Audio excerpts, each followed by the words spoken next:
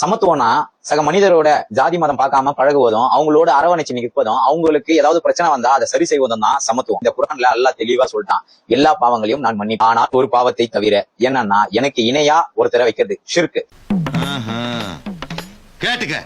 அதாவது அல்லாவுக்கு நிகரான கடவுளை வணங்கினா உங்களுக்கு பாவம், அந்த பாவத்துக்கு மன்னிப்பு கிடையாதுன்னு சொல்றாரு. சூடு சொர்ணம் இல்லாத நடுநிலையா இருக்கிற ஒவ்வொரு ஹிந்துக்களுக்கு கேள்வி கேட்கிறேன்.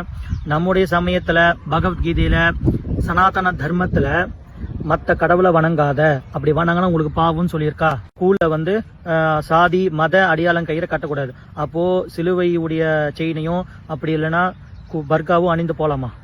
செக்குலரிசம் பேசுறது வெறும் ஹிந்துக்களுக்கு மட்டும்தான், மற்ற ரிலிஜன்ல கிடையவே கிடையாது.